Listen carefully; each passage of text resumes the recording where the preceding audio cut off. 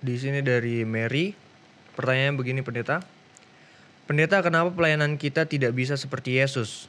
Yesus bertemu dengan wanita Samaria di sumur Yakub bisa langsung membuat wanita itu bertobat. Saat ini tidak bisa secepat itu menobatkan seseorang. Apa pendapat Alkitab tentang situasi ini? Silakan, Pendeta. Terima kasih. Sebelum saya lanjutkan, kira-kira berapa menit lagi waktu kita?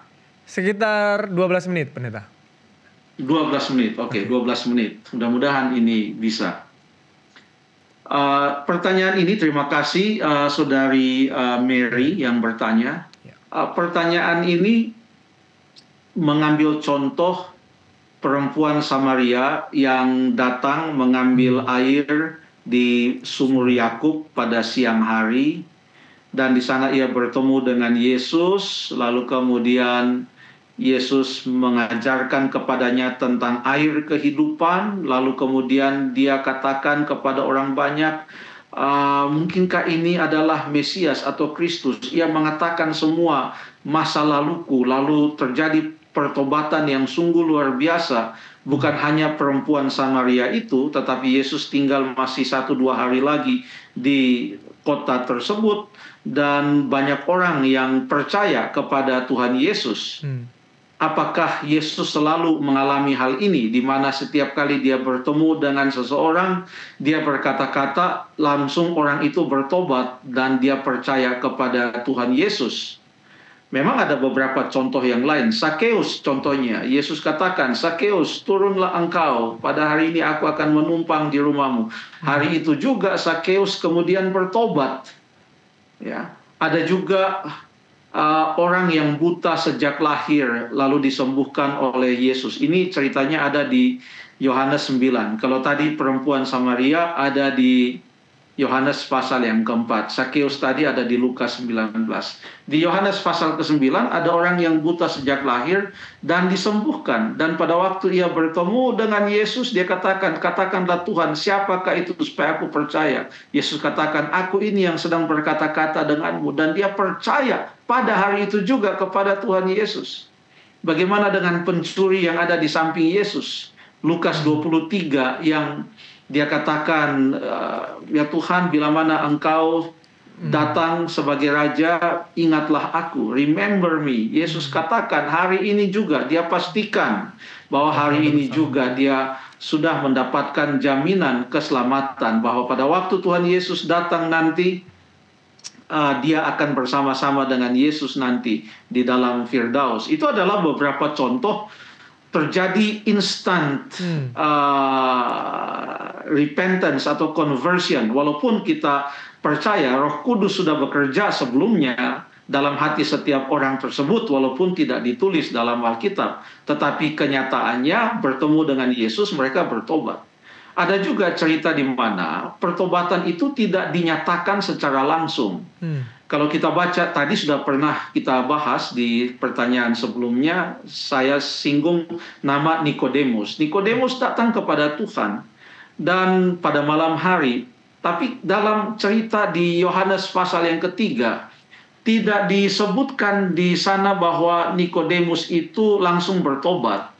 Justru nanti setelah Tuhan Yesus mati, ada ceritanya di dalam Yohanes pasal yang ke-19, di mana pada waktu Yusuf dari Arimatea, seorang murid Yesus secara rahasia, secret disciple of Jesus, datang bersama-sama dengan Nikodemus, lalu kemudian mereka meminta jenazah Yesus itu untuk diturunkan, dan Nikodemus datang membawa persembahan, menyatakan bahwa dia sudah secara terbuka menyatakan dirinya seorang percaya. Yang tadinya dia datang malam-malam, sekarang pada saat semua orang meninggalkan Yesus termasuk murid-muridnya, Nikodemus datang ke salib lalu menurunkan jenazah Yesus lalu menguburkannya bersama-sama, bersama-sama Yusuf Arimatea, mereka menguburkan Yesus. Jadi ada beberapa tahun, kurang lebih 3 tahun waktunya baru kita lihat Nikodemus tampil. Jadi it takes time juga untuk Nikodemus.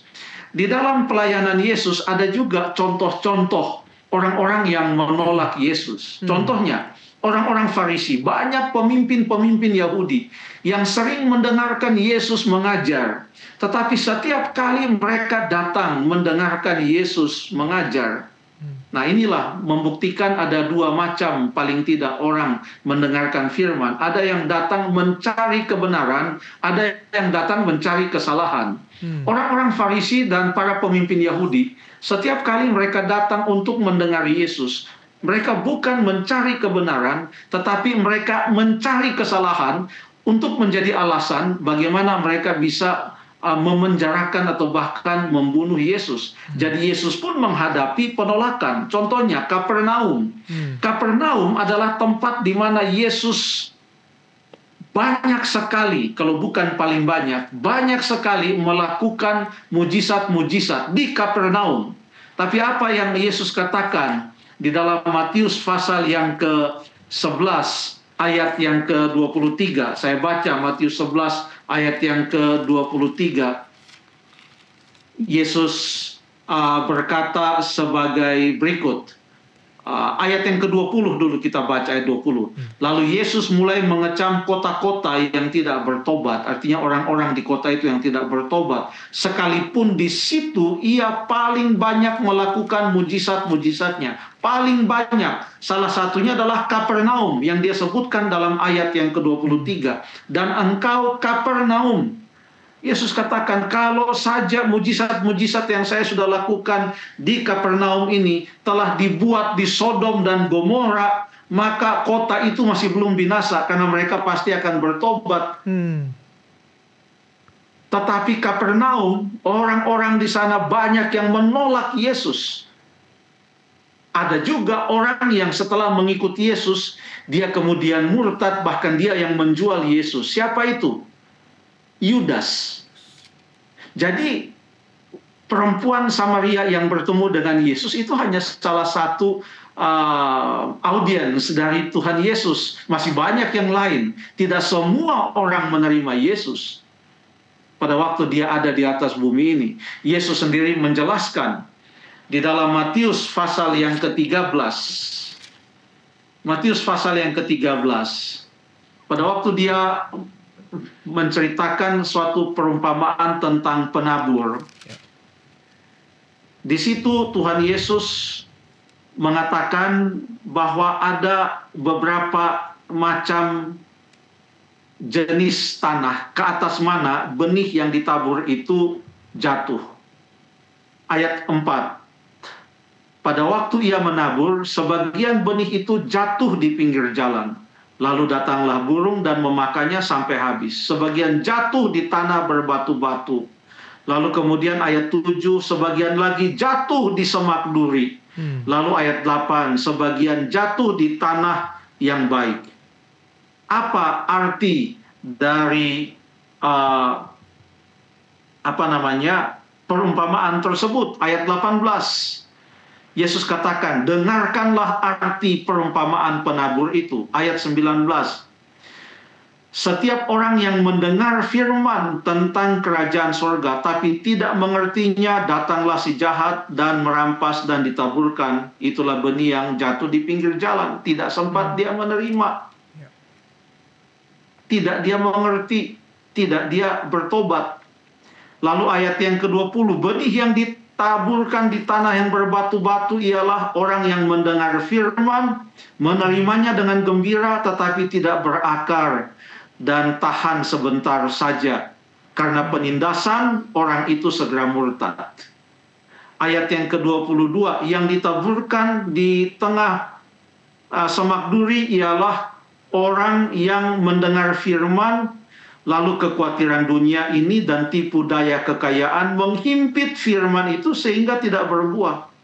Yang ditaburkan di tanah yang baik ialah orang yang mendengar firman itu dan mengerti, dan karena itu ia berbuah, ada yang 100, ada 60 maupun 30 kali lipat. Jadi pertanyaan Saudari Mary tentang perempuan Samaria yang ada di sumur Yakub, lalu kemudian orang-orang Samaria, mereka boleh jadi adalah kategori tanah yang baik. Masih ada tanah-tanah yang lain. Dan Yesus menghadapi semua itu dalam pelayanannya. Jadi jangan patah semangat.